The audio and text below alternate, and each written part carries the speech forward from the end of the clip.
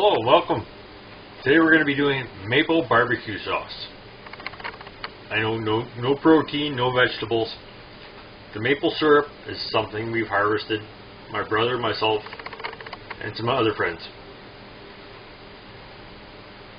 This is something that I usually make in larger quantities. Put it in the fridge, it lasts a long time. It's great on pork, beef, chicken, partridge, deer, moose, whatever you want to use it on. It's got some sweet and some zest. Here the ingredients are pretty easy. Because I'm doing a double batch, I'll do 2 cups of ketchup, usually the cheapest stuff I can find. It all gets simmered down.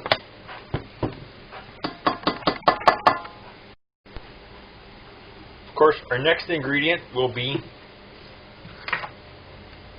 approximately 1.5 cups of maple syrup. Doesn't matter what consistency, dark, amber. And here's, like I said, because I'm doing a double batch, I'm going to put 1.5 cups.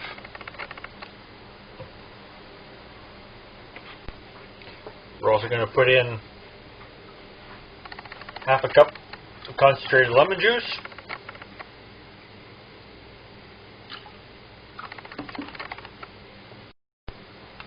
We're going to add 1/2 cup light brown sugar. Our next main ingredient will be roughly 4 tablespoons of minced garlic.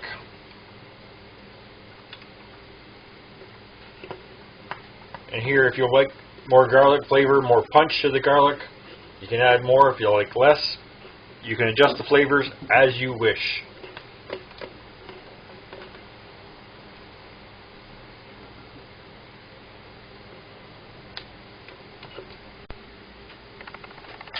And here, because again I'm doing a double batch, I am going to add roughly 3 medium-sized onions. So once it's all diced out, minced out, I'll have about 1.5 cups to 2 cups of this process to go into my mix.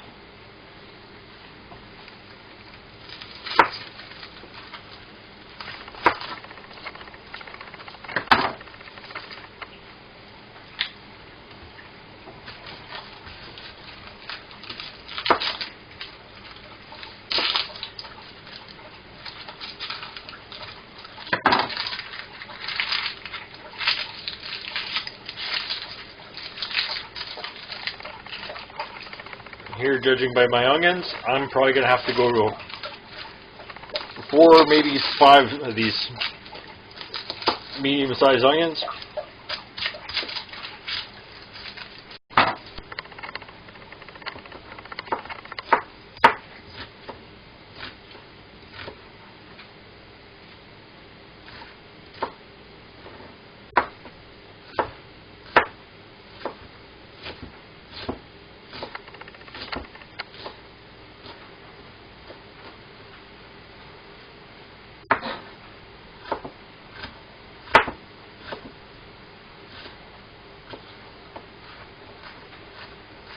Here, trick, if you don't want to cry when you cut onions, cut the tips off of them evenly and use a real sharp knife.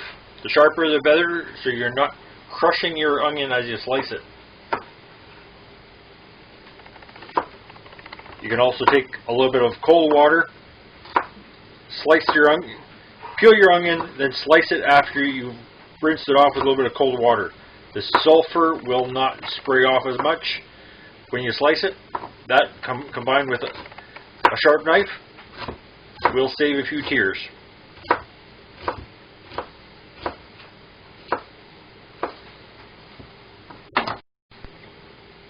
Here, as you see, we've got all of our onions sliced up. Doesn't have to be super pretty, as long as they're minced. This will incorporate everything into here with your maple syrup, your garlic, your coriander, which is going to be going in next.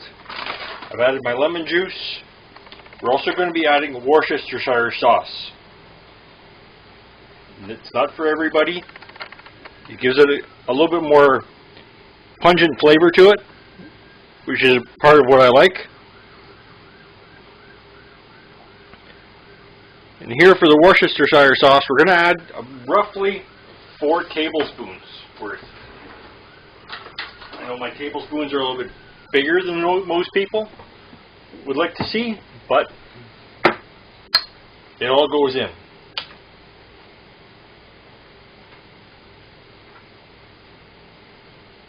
And ironically, that's all I have for it.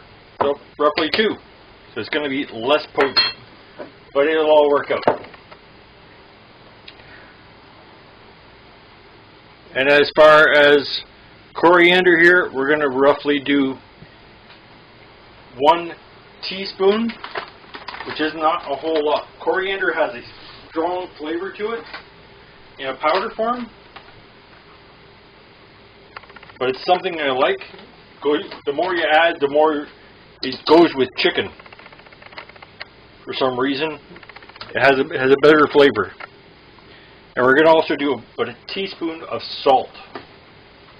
Any kind of regular Windsor household salt, table salt. Nothing fancy. And to top this all off, we're going to go along with a whole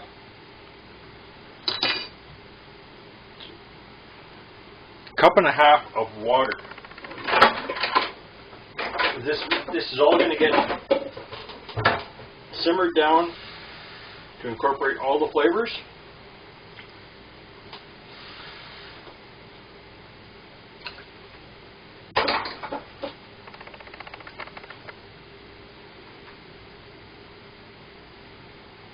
And there again, this is just going to go on a slow simmer on the stove top.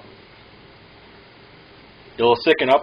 If it doesn't thicken up enough for you, you can add some cornstarch. But be very careful on the amount of cornstarch you add, because this will get thick as it simmers down. Here I've tried everything. I've done a little bit of a taste test and finding not quite enough maple flavor to it, and it's still on the thin side. So before I'm adding my cornstarch, I'll add Mother Nature's corn starch. This will thicken things up and sweeten it up some more. Sorry, me again not measuring. Those of you following me long enough on YouTube and on Facebook videos, you'll realize measuring cups and me don't get along unless I'm baking. Okay, here we got a nice bubble started. We're just going to get this down to a light simmer. It's already been got on the stove top for about 15 minutes, and we'll let this go for at least another 15 to 20 minutes just to let the onions soften up, and then we can put it in individual jars or whatever size we want to keep it in the fridge with. And me being such a nice brother, I'm sharing some of this with Robert and Anna Hamilton.